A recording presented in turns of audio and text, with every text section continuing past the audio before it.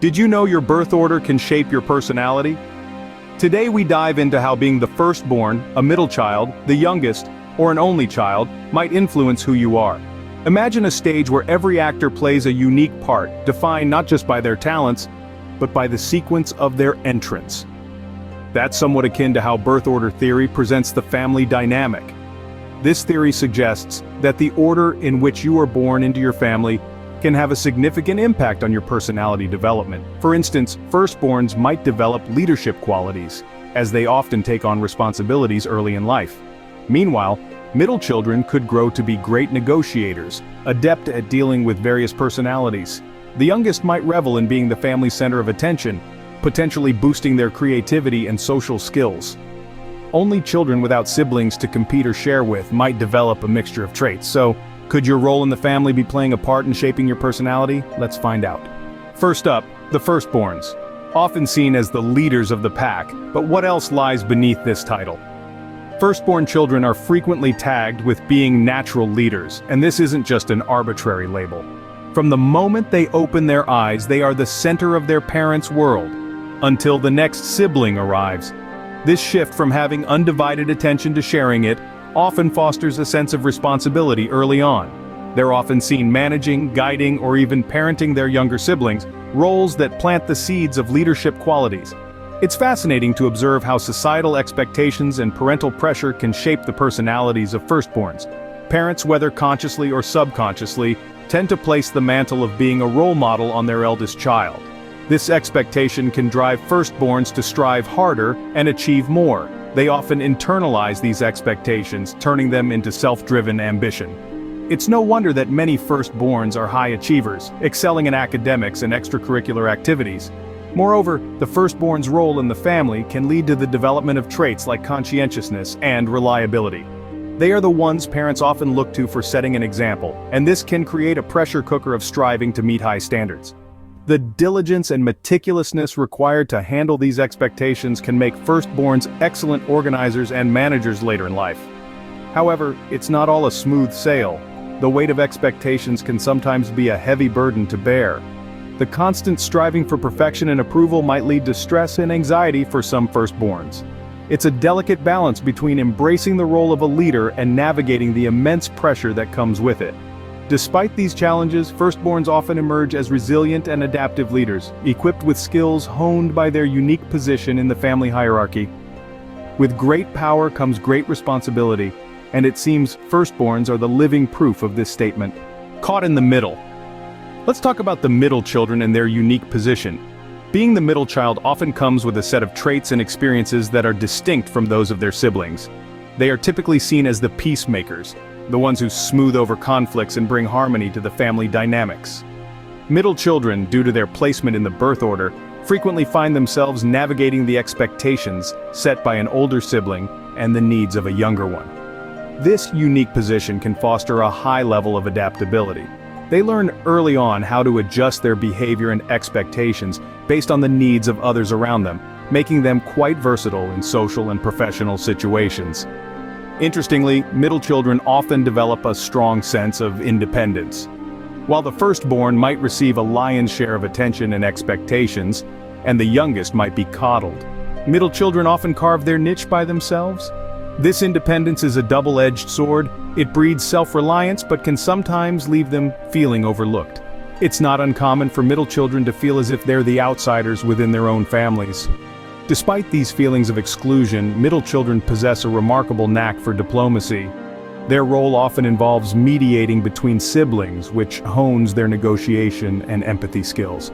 These are children who are used to not always having the spotlight, which can lead to a greater capacity for listening and understanding different perspectives, a vital skill in any collective environment. Moreover, their ability to adapt and their experience with mediation can make middle children excellent team players and leaders. They are often the ones who ensure that everyone in a group feels heard and valued, which can be crucial in both personal and professional settings. The middle child, often underestimated, has a knack for diplomacy and adaptability. Their role in the family might not always be as clear-cut or celebrated as that of their siblings, but it's undeniably vital. Middle children bring balance and a unique perspective, proving time and again that being caught in the middle might just be the best place to be. Last but not least, the youngest children. Are they really the babies of the family? Often labeled as the charmers and the entertainers, lastborn seem to navigate life with a distinct flair and a smile that can light up a room. But what is it about being the youngest that shapes such vibrant personalities? Firstly, youngest children typically receive a more relaxed parenting style. After going through the ropes with their older siblings, parents tend to be less stringent. This freedom allows the youngest to explore and experiment with fewer boundaries, fostering a sense of boldness and innovation. They are the ones who are more likely to take risks and chase after creative or unconventional paths. Moreover, being the youngest often comes with a special kind of attention and indulgence from parents and siblings alike. This can lead to these children developing strong social skills early on. They learn the art of persuasion, becoming adept at using their charm to navigate their wants and needs within the family dynamics. This skill often translates well into their social lives outside of the family, making them popular and well-liked figures in their peer groups. However, this special status can also breed a knack for manipulation. Youngest children quickly learn that playing the role of the baby can often get them what they want.